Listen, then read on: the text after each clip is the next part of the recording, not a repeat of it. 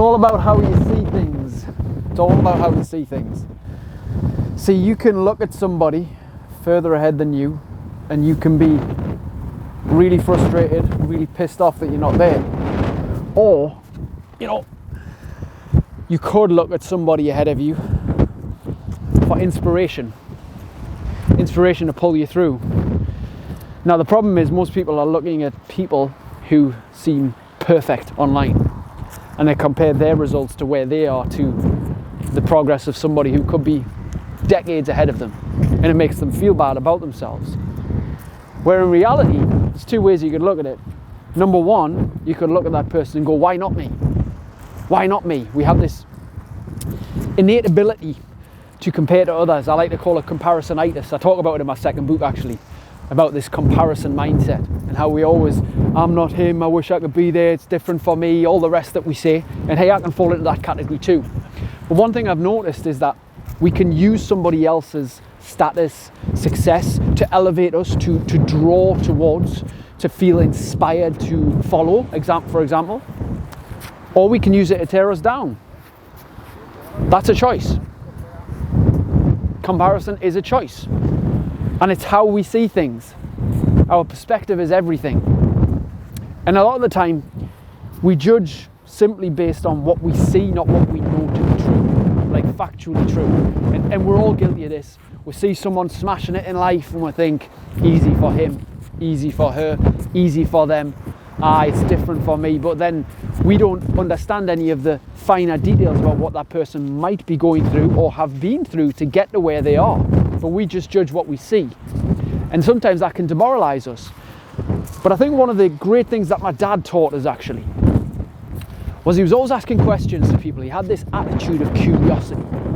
He was just curious about people, about situations, about people's lives. Curiosity. When you say that word, are you a curious person or are you just a judgmental person? Hey, we can be both, right? We could brand curiosity as, we could brand judgmental as being curious, I guess.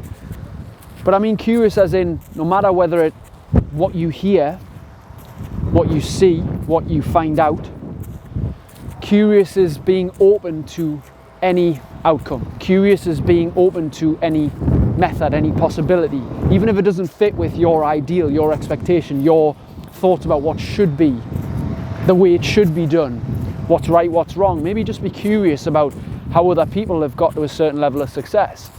Now, when you compare, which can be a good thing, remember, don't necessarily think that it's best to compare to somebody who is light years and decades ahead of you.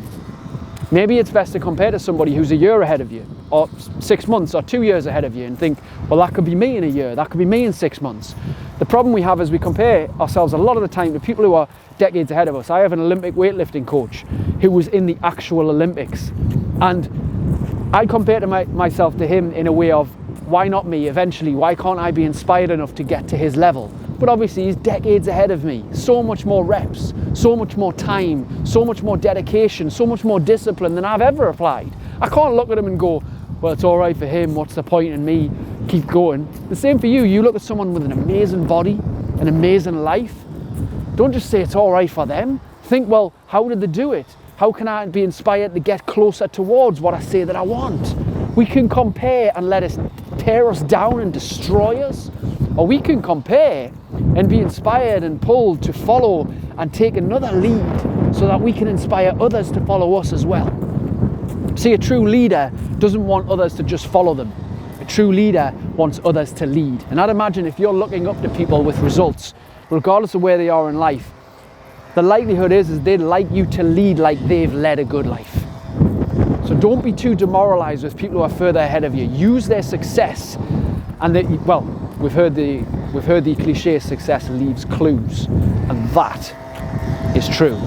So look for the clues, look for your own clues, look for your own path, be inspired, be pulled towards success. Look at other people further ahead of you and say, I wonder how they did it, I wonder how I could get more of what they have. Stop being more curious and I guarantee your life will improve as a result. I'll see you in the next one. How would your life look like with more motivation, energy, and self-control?